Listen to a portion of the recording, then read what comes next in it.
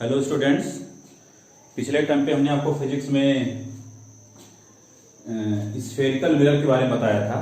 Spherical mirror की हमने definition आपको बताई थी और स्फेरिकल मिरर से रिलेटेड कुछ टर्म्स हमने आपको बताए थे। और आज हम उसी को आगे बढ़ाते हुए स्फेरिकल मिरर से इमेज फॉर्मेशन के कुछ रूल बताएंगे।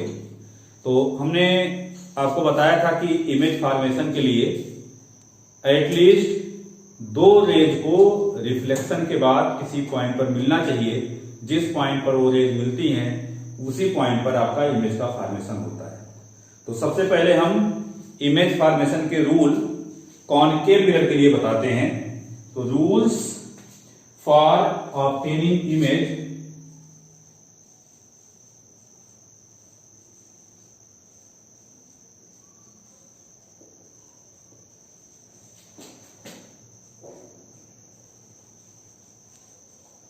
rules for obtaining image formed by concave mirror।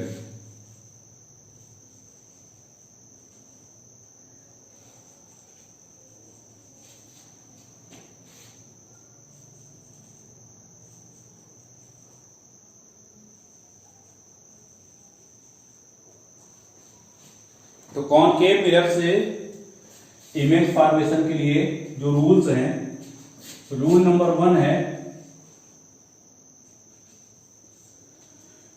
ये आपका कॉनकेव मिरर है। ये कॉनकेव मिरर का पोल है और पोल से पास होने वाली जो एक्सिस होती है पोल, और ये आपका सेंटर ऑफ कर्वेचर है। सेंटर ऑफ कर्वेचर और पोल से पास होने वाली रेज को हम प्रिंसिपल एक्सिस बोलते हैं और सेंटर ऑफ कर्वेचर और पोल के ठीक बीच में आपका फोकस होता है। तो सबसे पहले हम क्या करते हैं, एक इमेज लेते हैं, एक रेज लेते हैं, उसको हम प्रिंसिपल एक्सिस से पैरेलल भेजते हैं। तो ये प्रिंसिपल एक्सिस के पैरेलल जाने वाली रेज रिफ्लेक्शन के बाद ये फोकस से होकर पास होती है, कुछ इस तरह हो जाती है।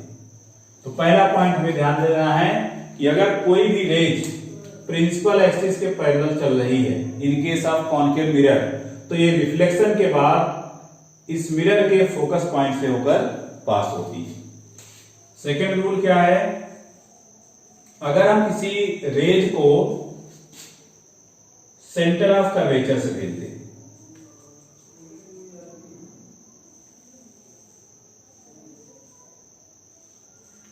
ये आपका कॉनकेव मिरर है, ये मिरर का पोल है और ये सेंटर ऑफ कर्वेचर है।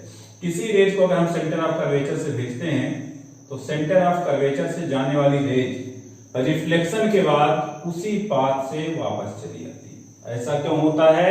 ऐसा इसलिए होता है कि सेंटर ऑफ कर्वेचर से जाने वाली रेज मिरर के जिस भी पॉइंट पर स्ट्राइक करती है उस पॉइंट पर वो नॉर्मली स्ट्राइक करती है। और पिछले टाइम मैंने बताया था कि अगर मिरर के किसी पॉइंट पर कोई रेज नॉर्मली स्ट्राइक करती है तो उसी पाथ से बिना किसी डेविएशन के वापस चली जाती है। थर्ड रूल क्या है,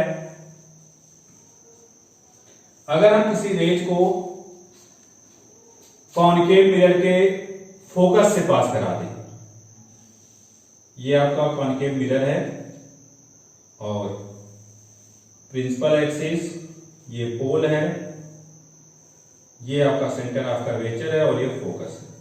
अगर हम किसी रेज को इस कॉनकेव मिरर के फोकस से पास कराते हैं तो फोकस से जाने वाली रेज रिफ्लेक्शन के बाद प्रिंसिपल एक्सिस के पैरेलल हो जाती है। ये आपका तीसरा रूल है। और फोर्थ रूल जो है आपका, अगर हम किसी भी लाइट रेज को कॉनकेव मिरर के पोल पर इंसिडेंट करा दें तो क्या होगा? पोल पर इंसिडेंट होने के केस में देखते हैं, ये आपका कॉनकेव मिरर है, ये आपका पोल है, ये फोकस है, ये सेंटर ऑफ कर्वेचर है। ये आपकी रेज मिरर के पोल पर इंसिडेंट हुई है। तो अगर भी कोई भी रेज कॉनकेव मिरर के पोल पर इंसिडेंट होती है तो वो जितने एंगल पर इंसिडेंट हुई है उतनी ही एंगल पर वो रिफ्लेक्ट हो जाती है, यानी रिफ्लेक्ट होकर कुछ इधर जाएगी। ये आपका एंगल ऑफ इंसिडेंस है और ये एंगल ऑफ रिफ्लेक्शन है, ये आई और ये आर, और यहां पर एंगल आई और एंगल आर इक्वल होते हैं। तो इन्हीं 4 रूल के हेल्प से हम कॉनकेव मिरर के लिए अलग अलग पोजीशन पर रखे ऑब्जेक्ट के इमेज की फॉर्मेशन करेंगे। इमेज फॉर्मेशन के लिए इन 4 रूल में से किसी भी 2 रूल का हम यूज करते हैं। तो ये आपके रहे in case of concave mirror image formation के रूल्स। अब किस पोजीशन पर रखे ऑब्जेक्ट का इमेज कहां पर बनेगा, कैसे बनेगा, उसके बारे में हम एक करके देखते हैं। तो नेक्स्ट टॉपिक आपका होगा फॉर्मेशन ऑफ इमेज।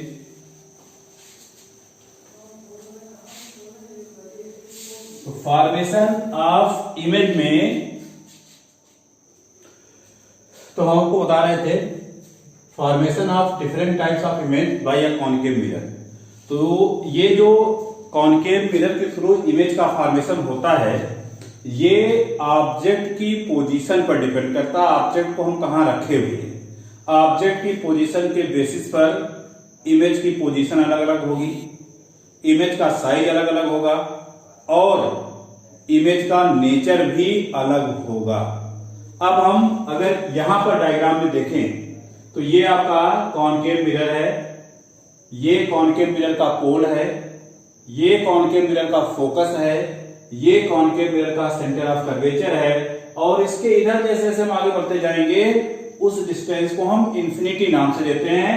अब यहां पर अगर हम ऑब्जेक्ट को इस फोकस और पोल के बीच में कहीं रख दें, मतलब यहां से लेकर यहां तक ऑब्जेक्ट को रखते हैं, तो इस ऑब्जेक्ट की पोजीशन को बोलते हैं between the pole and focus F. मतलब अगर हम ऑब्जेक्ट को पोल और फोकस के बीच में रखते हैं तो ऑब्जेक्ट की पोजीशन यहां से यहां तक कहीं पर होगी। दूसरा केस है, अगर हम ऑब्जेक्ट को इस फोकस के ठीक ऊपर रख दें तो क्या होगा, तो इसको हम बोलते हैं एट द फोकस एफ। तीसरा केस है, अगर हम ऑब्जेक्ट को इस सेंटर ऑफ कर्वेचर और इस फोकस के बीच में कहीं भी रखते हैं, मतलब यहां से लेकर यहां तक ऑब्जेक्ट कहीं भी रखते हैं, तो उसका इमेज कहां बनेगा, कैसे बनेगा, जिसको हम बोलते हैं between focus F and centre of curvature C. Fourth case है, अगर हम ऑब्जेक्ट को इस सेंटर ऑफ कर्वेचर के ठीक ऊपर ही रख दें तो इसको हम बोलेंगे at the centre of curvature C. और फिफ्थ केस है, अगर हम ऑब्जेक्ट को इस सेंटर ऑफ कर्वेचर के इधर कहीं रख दें, इधर कहीं इंफिनिटी से लेकिन पहले होना चाहिए, तो उसको हम बोलते हैं beyond the centre of curvature C. और अगर ऑब्जेक्ट को हम इंफिनिटी पे रखते हैं तो वो आपका सिक्स्थ केस है, जिसको हम बोलते हैं एट इंफिनिटी। तो इस तरीके से हम देख रहे हैं कि ऑब्जेक्ट को हम कॉनकेव मिरर के सामने जिन जिन जगहों पे रख सकते हैं उसको हम 6 पार्टों में डिवाइड किए, मतलब 6 केस बने हैं इमेज फॉर्मेशन के।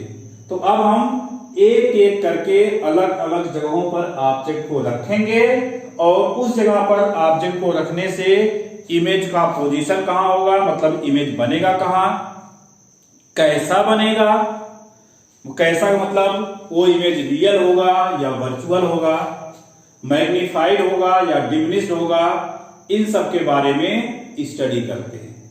तो सबसे पहले केस 1 पर हम चलते हैं। तो केस 1 जो आपका है वो ऑब्जेक्ट कहां रखा है, बिटवीन पोल एंड फोकस। तो ये आपका concave mirror, principal axis, pole, focus, centre of curvature. तो यहां पर हमें ऑब्जेक्ट को इस फोकस और पोल के बीच में रखना। हमने सपोज किया कि ये हमने ऑब्जेक्ट को प्लेस कर दिया, ये आपका ऑब्जेक्ट है, इसको हम ए बी नाम दे देते हैं।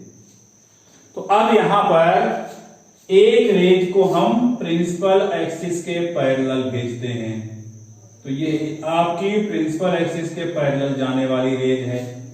तो अभी हमने कौन सी रेज कहां से जाती है, रिफ्लेक्ट होकर कहां से वापस आती है, आपको बताया था तो प्रिंसिपल एक्सिस के पैरेलल चलने वाली रेज रिफ्लेक्शन के बाद फोकस से होकर जाती है, तो इसको हम फोकस से होकर जाती हुई दिखा देंगे। ये आपकी पहली रेज हो गई। ये आपका ऑब्जेक्ट है, यहां से एक रेज प्रिंसिपल एक्सिस से पैरेलल भेजा और रिफ्लेक्ट होके वो इस रास्ते से वापस चली आई। दूसरी रेज को हम चाहें तो पोल से भेज सकते हैं या फिर सेंटर ऑफ कर्वेचर से भी भेज सकते हैं। तो अगर सेंटर ऑफ कर्वेचर से भेजना है तो हम स्केल रखेंगे, स्केल का एक एंड यहां पर होगा, दूसरा एंड यहां पर होगा। मतलब इन दोनों पॉइंट को ज्वाइन करते हुए रेज को हम आगे बढ़ा देंगे। तो इन दोनों पॉइंट को ज्वाइन करते हुए रेज को आगे बढ़ाते हैं तो आपकी रेज कुछ इस तरह से आगे बढ़ेगी। मतलब ये आपकी वो रेज हुई जो सेंटर ऑफ कर्वेचर से जा रही है। तो हमें पता है कि सेंटर ऑफ कर्वेचर से जाने वाली रेज रिफ्लेक्ट होने के बाद उसी रास्ते से वापस चली आती है। तो ये रेज इसी रास्ते से वापस आएगी, कुछ इस तरह से आगे जाएगी। अब हम यहां पर इन दोनों रेज को देखते हैं तो इन दोनों रेज के बीच की जो डिस्टेंस है वो लगातार बढ़ती जा रही है। तो अगर दो रेज के बीच की डिस्टेंस लगातार बढ़ रही है तो वो आगे कहीं पर नहीं मिलेंगी। अब हम यहां पर ये सोचते हैं, सपोज करते हैं आगे तो नहीं मिलेंगी, लेकिन इन रेज को अगर हम पीछे एक्सटेंड कर दें तो पीछे एक्सटेंड करने पर ये कहीं न कहीं हमें आपस में मिलती हुई सीम होती है। मान लेते हैं इस पॉइंट पर मिलती हुई सीम हो रही है, तो इस पॉइंट पर ये एक्चुअली मिल नहीं रही है, ऐसा हमें लग रहा है कि मिल सकती हैं। तो अगर कहीं पर दो रेज आपस में मिलती नहीं है, हमें मिलती हुई सीम होती हैं, तो उस केस में जो इमेज फॉर्मेशन होता है वो वर्चुअल इमेज होता है। और वर्चुअल इमेज का फॉर्मेशन हम डॉट डॉट लाइन से बनाते हैं। मतलब इसको हम फुल लाइन से नहीं बनाएंगे, ये इमेज आपका डॉट डॉट लाइन से बनेगा। और यहां पर इस इमेज को नाम देते हैं ए डैश बी डैश। तो इस तरह से हम पहला केस, अगर आपका ऑब्जेक्ट इस फोकस और पोल के बीच में है तो उसका जो इमेज बन रहा है वो रियल इमेज ना होकर वो वर्चुअल इमेज होता है, मिरर के बैक साइड में होता है। और अगर हम यहां साइज की बात करें, ये आपका ऑब्जेक्ट का साइज है और ये इमेज का साइज है, तो इमेज का साइज ऑब्जेक्ट के साइज से ज्यादा है। तो इस ऑब्जेक्ट इमेज के नेचर के बारे में क्या लिखते हैं, जो आपका नेचर होगा, नेचर आपका ये वर्चुअल इमेज है और वर्चुअल इमेज हमेशा इरेक्ट होता है।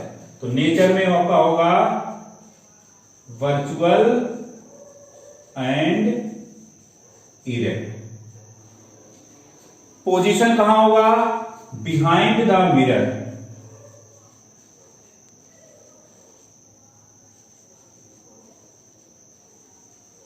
और तीसरा पॉइंट हमें बताना होता है कि वो आपका ऑब्जेक्ट से बड़ा है या छोटा है।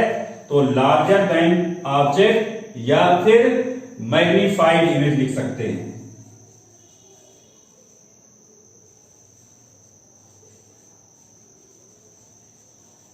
तो ये आपका पहला केस हुआ। अगर हम ऑब्जेक्ट को फोकस और पोल के बीच में रखते हैं तो उसका इमेज जो होता है मिरर के बैक साइड में बनता है।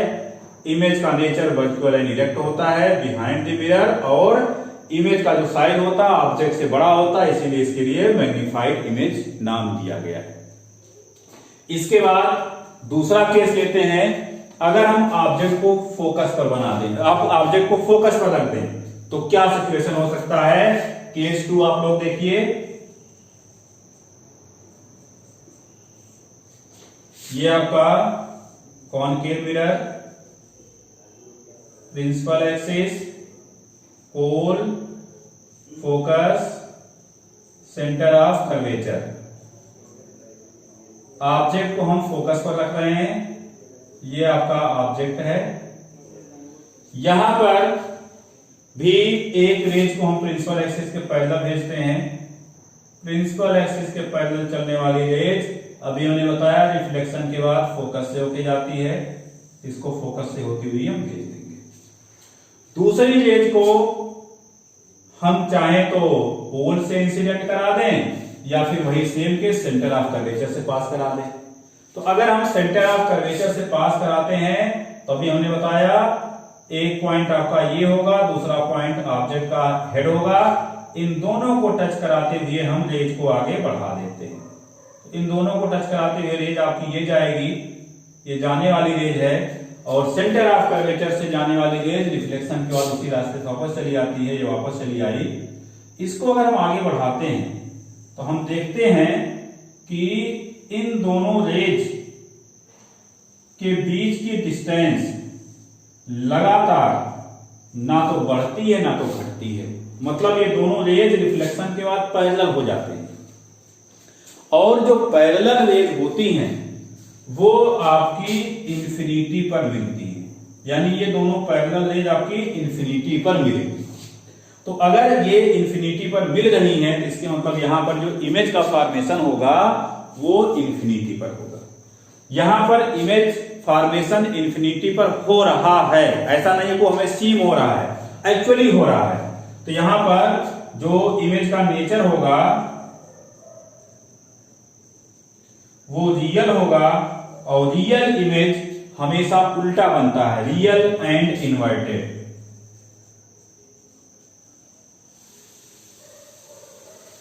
ये इमेज आपका मिरर के सामने बन रहा है, इन फ्रंट ऑफ द मिरर।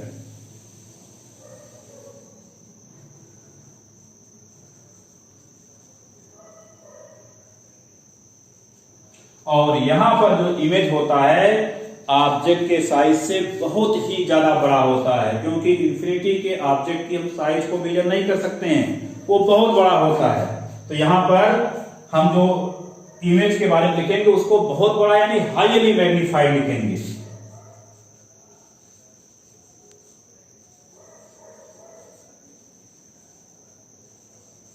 तो ये आपका, अगर आपका ऑब्जेक्ट फोकस पे रखा हुआ है तो उस केस में इमेज का फॉर्मेशन हुआ।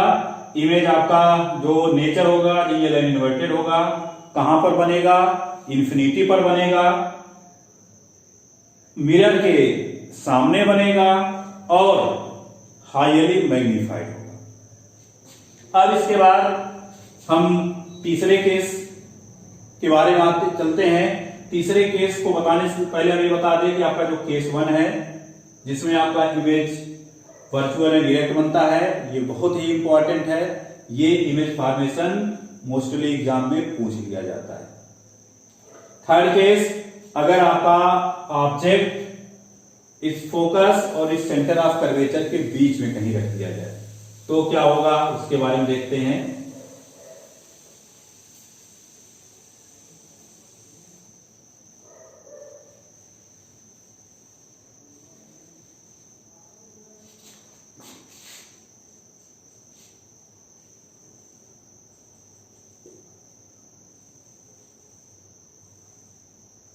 पोल, फोकस, सेंटर ऑफ कर्वेचर। अब यहां पर हम ऑब्जेक्ट को यहां रखते हैं। यहां पर भी सेम वही प्रोसेस, पहली रेज को हम प्रिंसिपल एक्सिस के पैरेलल भेजते हैं। प्रिंसिपल एक्सिस के पैरेलल जाने वाली रेज रिफ्लेक्शन के बाद फोकस से पास होती है। फोकस से हमने पास करा दिया।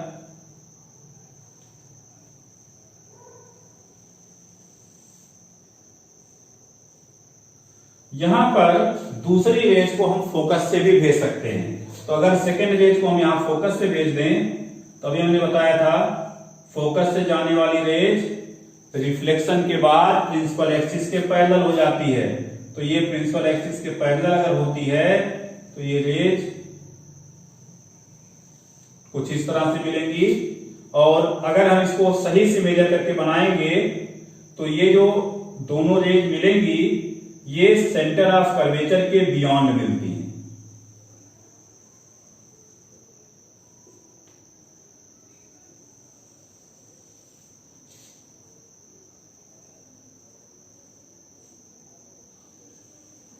ये आपका इमेज फॉर्मेशन हो गया।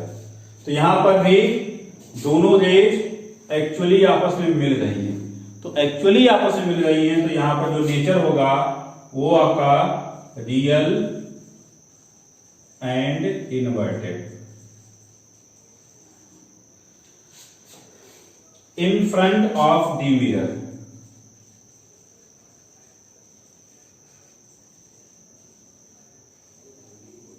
और यहां पर ये इमेज जो है ऑब्जेक्ट के साइज से बड़ा है, तो आपका जो इमेज होगा वो मैग्नीफाइड होगा।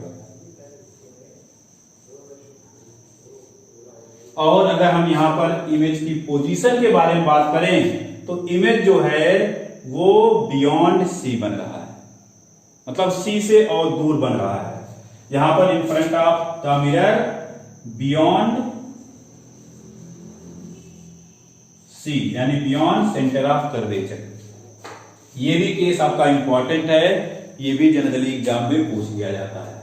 अब हम फोर्थ केस पे आते हैं। अगर आप ऑब्जेक्ट को सेंटर ऑफ कर्वेचर पर रख दिया जाए तो इमेज का फॉर्मेशन कहां होगा, कैसे होगा, उसको देखते हैं। तो केस 4, ये आपका concave mirror, principal axis, pole, focus, centre of curvature, ये सेंटर ऑफ कर्वेचर पर ऑब्जेक्ट रखा जा रहा है। तो यहां पर भी एक रेज को प्रिंसिपल एक्सिस के पैरेलल भेजते हैं, रिफ्लेक्शन के बाद फोकस से जाती है। दूसरी रेज को यहां पर भी फोकस से पास कर देते हैं और ये रिफ्लेक्शन के बाद प्रिंसिपल एक्सिस के पैरेलल हो जाती है। और प्रिंसिपल एक्सिस के पैरेलल चलने वाली ये रेज कुछ इस तरह से जाती है। और इसको अगर हम देखें तो ये दोनों रेज इस जगह मिल रही है और ये ठीक सेंटर ऑफ कर्वेचर के नीचे होता है, मतलब जहां पर ऑब्जेक्ट रखा होता है उसी के ठीक नीचे आपका इमेज बनता है। तो ये ऐसा केस है जिस केस में ऑब्जेक्ट का साइज और इमेज का साइज दोनों एक ही होता है। इमेज का फॉर्मेशन जो होता है वो सेम साइज एज ऑब्जेक्ट होता है। तो इसमें इसके नेचर के बारे में क्या लिखेंगे, real and inverted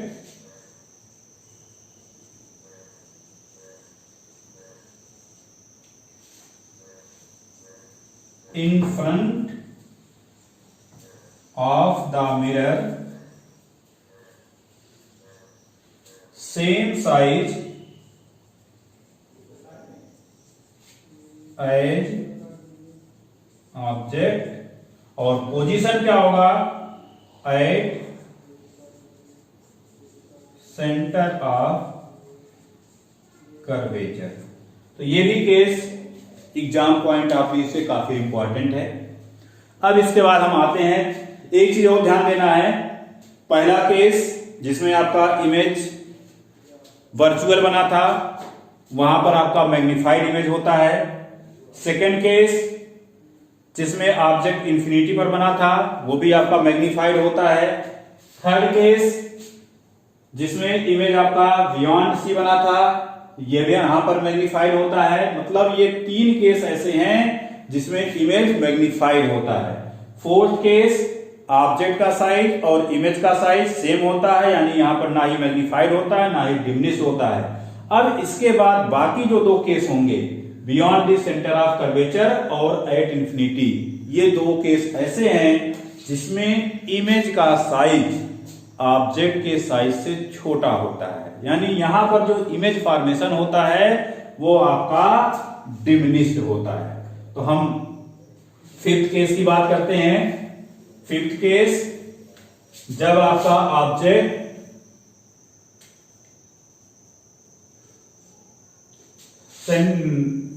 beyond centre of curvature होगा। तो बियॉन्ड सेंटर ऑफ कर्वेचर, ये आपका concave mirror, pole, focus, centre of curvature. अब यहां पर ऑब्जेक्ट को इस सेंटर ऑफ कर्वेचर के इधर कहीं रखते हैं। मान लेते हैं ऑब्जेक्ट आपका ये ऑब्जेक्ट है। यहां पर भी सेम वही केस, एक रेज को प्रिंसिपल एक्सिस के पैरेलल भेजते हैं, रिफ्लेक्शन के बाद ये फोकस से पास होती है, दूसरी रेज को हम फोकस से ही पास कर देते हैं, रिफ्लेक्शन के बाद ये प्रिंसिपल एक्सिस के पैरेलल हो जाती है और कुछ इस तरह से पास होती है। तो हम देखते हैं इस पॉइंट पर दोनों रेज कट कर रही है, ये आपका इमेज हो गया। तो यहां पर इमेज का जो नेचर होगा real and inverted,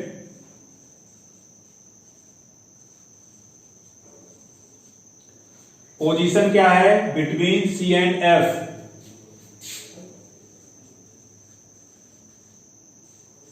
C and F, और इसके यहां पर जो साइज हो रहा है वो हम देख रहे हैं कि ये इमेज है और ये ऑब्जेक्ट है। इमेज का साइज जो है ऑब्जेक्ट के साइज से कम है, तो यहां पर आपका जो यहां पर इससे पहले क्या होता था, मैग्नीफाइड होता था, और यहां पर आपका लिखेंगे स्मॉलर देन ऑब्जेक्ट या फिर डिमिनिश।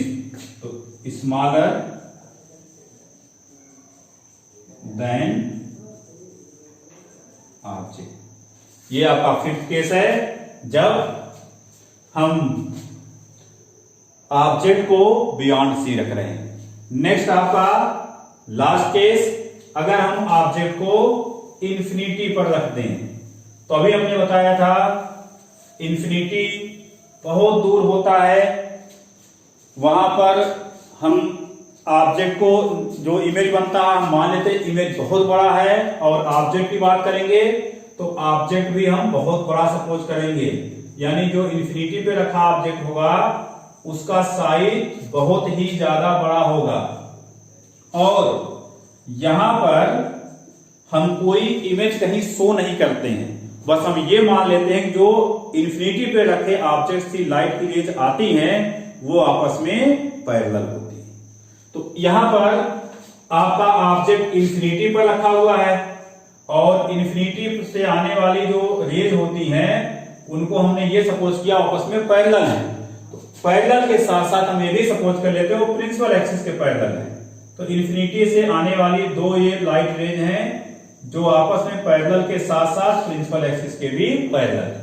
अभी हमने बताया था प्रिंसिपल एक्सिस के पैरेलल चलने वाली रेज रिफ्लेक्शन के बाद फोकस से पास होती है, तो ये दोनों रेज आपकी फोकस से पास होंगी, यानी ये दोनों रेज एक दूसरे को कट कहां कर रही हैं, ये इस फोकस पर कट कर रही हैं। तो यहां पर यही आपका इमेज है, ऑब्जेक्ट बहुत ही बड़ा है और इमेज आपका पॉइंट शेप का है।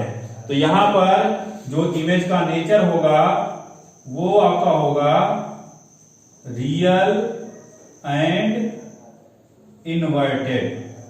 पोजीशन क्या होगा, एट एफ और वेरी स्मॉल, या फिर इसी को बोलते हैं हाईली डिमिनिश्ड।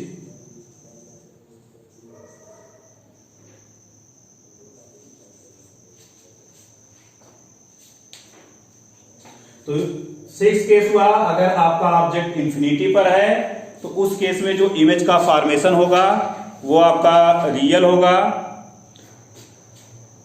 इन्वर्टेड होगा, एट फोकस होगा और वो बहुत ही ज्यादा स्मॉल होगा जिसको हम हाईली डिमिनिश्ड बोलते हैं। अब इसके बाद ये आपके 6 केस हुए इमेज फॉर्मेशन के। अब इमेज फॉर्मेशन के स्टडी के बाद हम आगे पढ़ेंगे ये जो ऑब्जेक्ट की पोल से डिस्टेंस है, इमेज की पोल से डिस्टेंस है और फोकल लेंथ है, इनको रिप्रेजेंट कैसे करते हैं और इनका आपस में रिलेशन क्या होता है, इन सब के बारे में हम